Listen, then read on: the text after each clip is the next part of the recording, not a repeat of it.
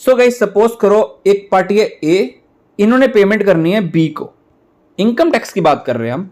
अब ए जब बी को पेमेंट करेगा वो एक सेक्शन को चेक करता है कि बी ने क्या आईटीआर फाइल की है या नहीं की है। अगर वो नहीं फाइल करते हैं तो जो भी वो टीडीएस डिडक्ट करेंगे ए, फॉर एग्जांपल उन्होंने 194 में टीडीएस डिडक्ट करना है तो सी में जो भी रेट लिखा होगा उसका दुगना या 5% whichever is higher. For example 2% है तो 2% का दुगना कितना हुआ 4% और 5% whichever is higher rate लग जाता है। तो ए बी को पेमेंट के टाइम पर 5% पे टीडीएस डिडक्ट कर लेगा अंडर सेक्शन 94C। तो ये बी आईटीआर फाइल की है या नहीं की है। अमेंडमेंट से पहले फाइनेंस एक्ट 2022 से पहले क्या प्रोविजन था कि अगर बी ने 2 सालों की आईटीआर फाइल नहीं की तो यह प्रोविजन लग जाएगा 206AB और ए डिडक्ट करेगा TDS as per section this. But अभी उस 2 साल को चेंज करके क्या कर दिया, 1 साल कर दिया। वो बिल्कुल आपको पता है कि 1 साल हो चुका है।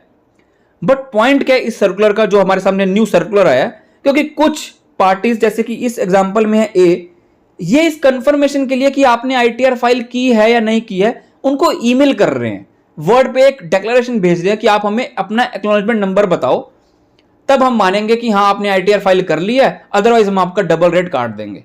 तो गाइज आपको ये काम नहीं करना है, बिल्कुल आपको उनको डिक्लेरेशन के लिए कुछ नहीं मांगना है, आप ये काम ऑनलाइन कर सकते हो, यही सर्कुलर बता रहा है।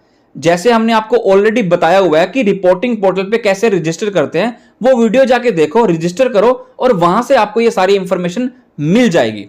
सो हम ये डिटेल में डिस्कस करेंगे। बट अगर आप चैनल पे नए आए हो तो चैनल को सब्सक्राइब कर लो, बेल बटन को प्रेस कर लो और वीडियो को लाइक करना मत भूलना, बिकॉज आपका एक लाइक गाइज हमें काफी मोटिवेट करता है ऐसी वीडियोस अपडेट्स टाइमली शेयर करने में। So let's get started. Section क्या है गाइज, 206AB 206CC। टीडीएस कितना कटता है इस सेक्शन में, higher rate was twice the prescribed rate, मतलब जो भी रेट प्रिस्क्राइब किया गया है सेक्शन में 94C या जे या कोई भी वो सेक्शन, उसका दुगना करो या 5% विच एवर इज हायर। किन सेक्शन पे ये टीडीएस एप्लीकेबल नहीं होगा, ये सेक्शन कि डबल रेट कटेगा, 192 मतलब सैलरी के ऊपर ये सेक्शन एप्लीकेबल नहीं हो रहा है।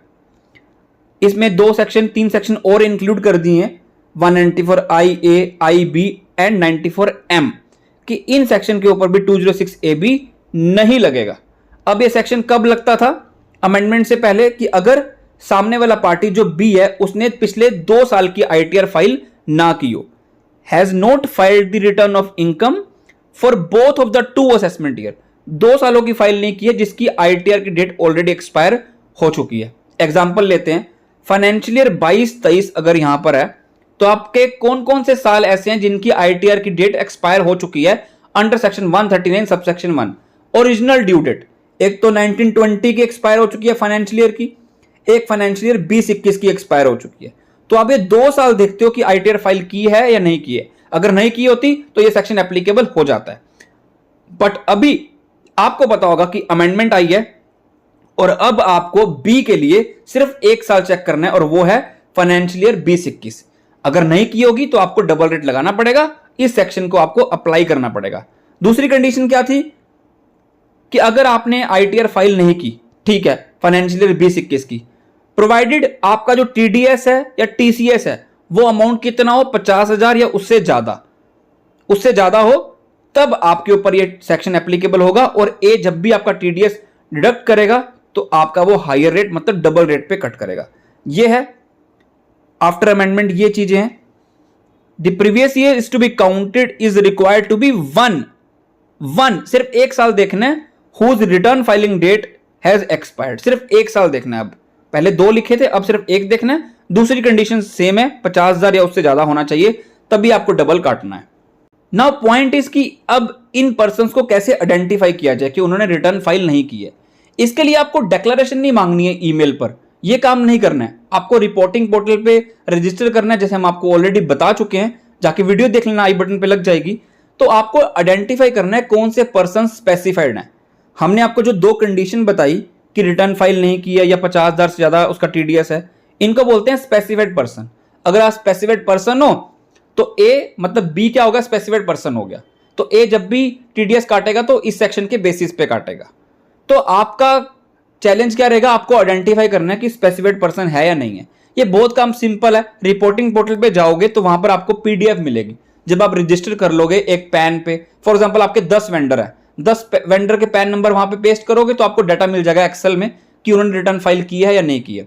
नाम आ जाएंगे नॉन स्पेसिफाइड या स्पेसिफाइड।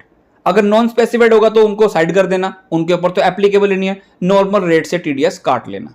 बट अगर स्पेसिफाइड है उनको साल में दोबारा देख लेना, बिकॉज हो सकता है कि उनकी टीडीएस स्टेटमेंट रिवाइज हो जाए और उनका टीडीएस अमाउंट 50,000 से कम हो जाए। अगर वो कम हो जाएगा तो वो स्पेसिफाइड पर्सन की लिस्ट से रिमूव होकर नॉन स्पेसिफाइड हो जाएंगे। तो कहने का पर्पस क्या है इस सर्कुलर का, कि आपको ये काम मेल पे नहीं करना है, आपको रजिस्टर करना है रिपोर्टिंग पोर्टल पर जैसे हमने आपको सिखाया, और वहां पर आपको चेक करना है स्पेसिफाइड पर्सन। जो वहां पर स्पेसिफाइड पर्सन बता रहे हैं उन्हीं के लिए आपको यहां पे टीडीएस डबल रेट पे डिडक्ट करना है। और रही बात टीडीएस टीसीएस की, बिकॉज अगर आपने एक बार आइडेंटिफाई कर लिए साल की स्टार्टिंग में कि आप स्पेसिफाइड पर्सन हो तो आप डबल रेट काटोगे। जो भी स्पेसिफाइड, फॉर एग्जांपल आपके 10 वेंडर हैं, आपने जब रिपोर्टिंग पोर्टल पे चेक किया तो पता लगता है 4 तो नॉन स्पेसिफाइड है, 6 तो स्पेसिफाइड है। स्पेसिफाइड मतलब आपने रिटर्न फाइल नहीं किया और 50,000 से ऊपर है, तो आप 4 को तो भूल जाओगे, अब नहीं चेक करना। 6 पर्सन को जाके आप दोबारा चेक कर लेना बाद में कि कहीं उनका टीडीएस स्टेटमेंट रिवाइज तो नहीं होगी, कहीं उनका 50,000 से अमाउंट कम तो नहीं हो गया। तो देखो जैसे यहां पे लिखा है, यही यहां पे लिखा हुआ है जो मैं बोल रहा हूं कि अगर उनकी टीडीएस स्टेटमेंट रिवाइज हो गया और उनका अमाउंट 50,000 से कम हो गया है तो उनका नाम रिमूव कर दिया जाएगा स्पेसिफाइड पर्सन की लिस्ट से, तो उनके ऊपर यह सेक्शन एप्लीकेबल नहीं होगा। सिर्फ यहां पे यही लिखा गया। तो आप जाके प्लीज वहां पे रजिस्टर करो, ये कंप्लायंस को आप खुद फुलफिल करो, आपको डिक्लेरेशन की लेने की जरूरत नहीं है, एक्नॉलेजमेंट नंबर मांगने की जरूरत नहीं है, आप सिंपल यहां पे जाके अपनी कंप्लायंस कर सकते हो। सो आई बिलीव आपको वीडियो काफी अच्छी लगी होगी। कुछ भी अच्छा लगे तो लाइक कमेंट करना मत भूलना। Till then goodbye and thank you so much. Circular जाके डाउनलोड कर सकते हो मेरे टेलीग्राम में से, लिंक इज इन डिस्क्रिप्शन।